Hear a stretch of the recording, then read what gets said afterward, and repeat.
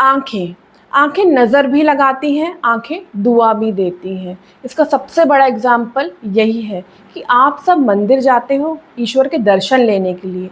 मन में तो यही होता है ना कि ईश्वर की एक नज़र आप पर पड़े, ईश्वर की ब्लेसिंग्स आपको मिले। फ़र्क सिर्फ़ नीयत का है। कई लोग जो ईर्ष्या भरी नज़रों से आपको देखते हैं वो आपके लिए कर्स बन सकती है, लेकिन ईश्वर की नज़र आपके लिए दुआ है और ब्लेसिंग है। क्या ये नज़र सिर्फ इंडिया में ही है या इंडिया के बाहर भी इस कंसेप्ट को इम्पोर्टेंस दी जाती है? तो मैं आपको बता दूं कि ग्रीस में जब भी कोई छोटे बच्चे की बड़ी ही तारीफ़ होती है तो साथ ही में फ़तव फ़तव कहा जाता है। ये एक स्पिटिंग साउंड है जिससे कि बच्चे को एविल नज़रों से बचाया जा सके, बुरी नज़रों से बच्चों का बचाव हो।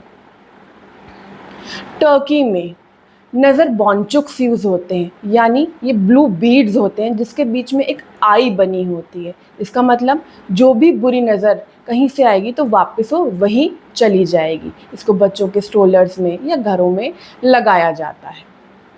अब मिडल ईस्ट में भी मैं आपको बता दूं कि आयतें बढ़ी जाती हैं छोटे बच्चों को बुरी नज़रों से बचाने के लिए।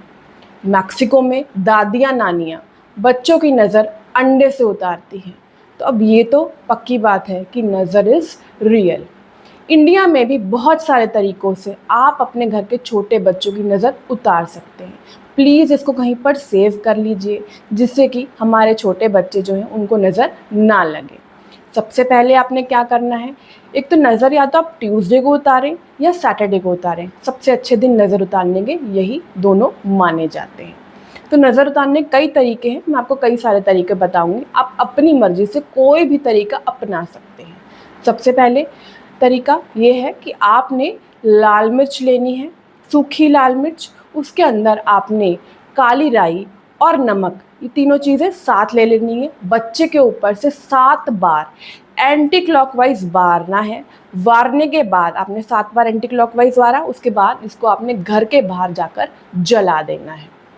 नज़र उतारने का दूसरा तरीका, थोड़ी सी फिटकरी लीजिए, काली सरसों लीजिए, बच्चे के ऊपर से 7 बार एंटी क्लॉकवाइज वारिए, भगवान से प्रार्थना कीजिए कि जिसकी भी नज़र लगी है वो उतर जाए। इसको आपने अपने घर के बाहर जाकर जला देना है। तीसरा, आपने बच्चे के कान के पीछे काला टीका ज़रूर लगाना है। चौथा, बच्चे के हाथ में काला धागा या लाल धागा ज़रूर बांध कर रखें।